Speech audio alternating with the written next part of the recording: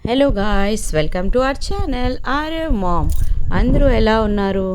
ఈరోజు మనం చేసుకోబోయే డిష్ అరిసెలు.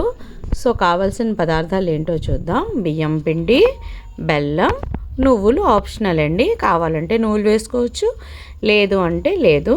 నేను ఏ బౌల్తో అయితే బెల్లం తీసుకున్నానో దానికి డబల్ బియ్యం పిండి తీసుకున్నాను. సో టూ కప్స్ బియ్యం పిండికి 1 కప్ నేనేమో వచ్చి బెల్లం తీసుకున్నాను. మీరు స్వీట్ ఎక్కువగా తినాలి అంటే కొంచెం ఎక్కువ తీసుకోవచ్చు. ఇప్పుడు మనం కడాయి తీసుకుందాం. అది వేడయిన తర్వాత మనం అందులో బెల్లం వేసుకుందాం.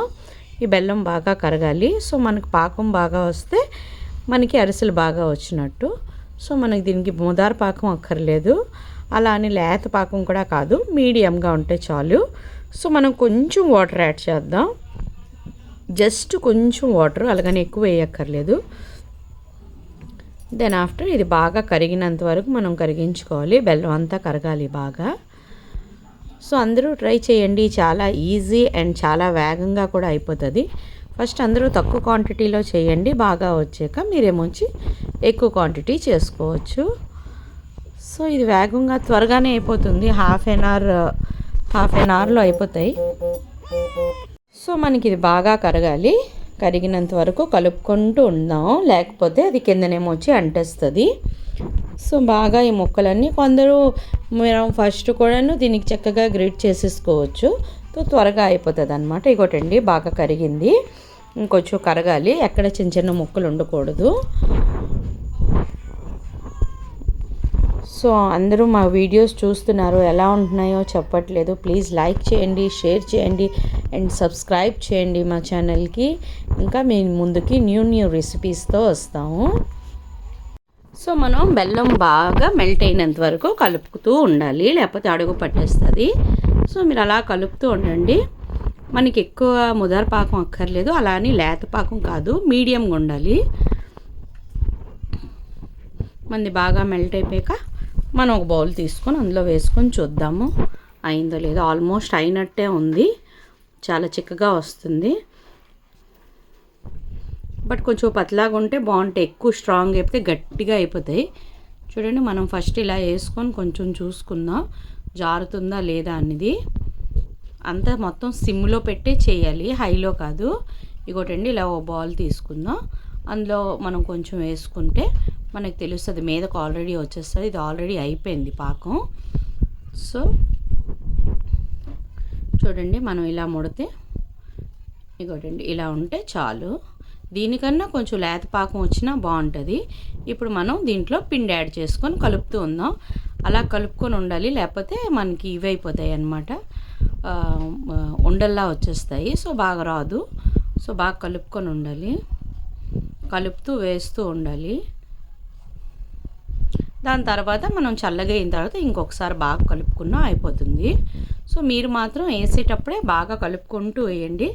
అండ్ గ్రైండింగ్ చేసిన తర్వాత కూడా ఇది బాగా మనం జల్లించాలి. సో మా తోటకోళ్ళు జల్లించలేదు, సో అది ప్రాబ్లం వచ్చింది. బట్ కొంచెం మనం జల్లించాలి. ఇంకోటండి ఇలా వచ్చింది చూడండి, కొద్దిసేపటికి మనకి ఇలా హార్డ్లా కనిపిస్తుంది.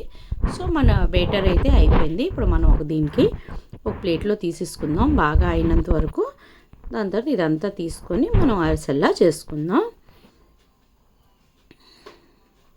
సో ఇది మనం చేత్తో ఇంకొకసారి కొంచెం కలిపేద్దాం.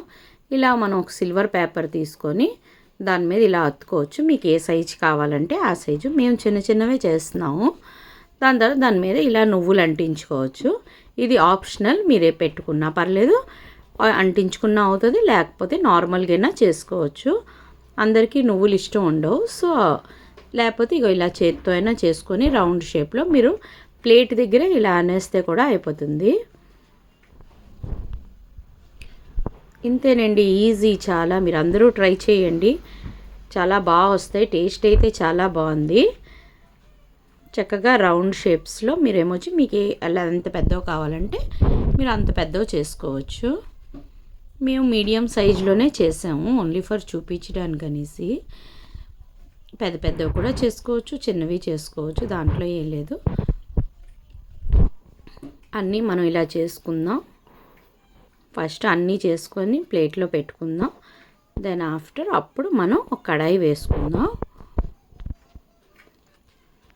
కడాయి వేసుకొని అందులో ఆయిల్ వేసుకుందాం. ఆయిల్ హీట్ అయ్యాక ఎక్కువ హీట్ అక్కర్లేదండి, పొగల్లాగా వచ్చేటట్టు కొంచెం ఎక్కువ నార్మల్ హీట్ అయిన తర్వాత మనం ఇవన్నీ ఒక్కొక్కటి మెల్లిమెల్లిగా వేసుకుందాం.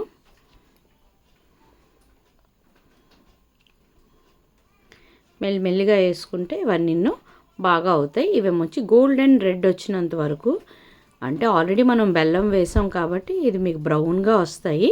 సో మనకి ఫ్రై అయిన తర్వాత గోల్డెన్ రెడ్లో వచ్చాక మనం తీసుకోవడమే.